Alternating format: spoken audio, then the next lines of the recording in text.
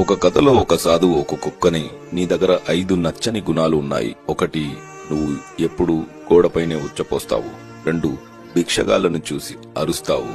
3, వెళ్తున్న వాహనాల వెంట పరిగెడతావు. 4, రాత్రుళ్ళు నిద్రపోకుండా అరుస్తావు. 5, ఎవడు భోజనం పెట్టినా అది దొంగ వెదవైనా తోక ఊపుతావు. ఎందుకలాగా అని అడుగుతాడు.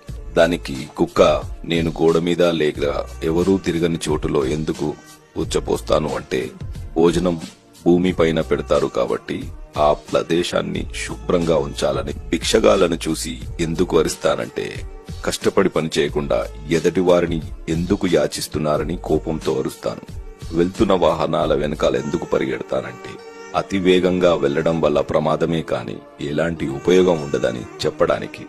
రాత్రుళ్ళు ఎందుకు అరుస్తానంటే, నిశ్శబ్దంగా నిర్మానుషమైన ఈ చీకటిలో నేను మీకు తోడుగా ఉన్నాను, మీరు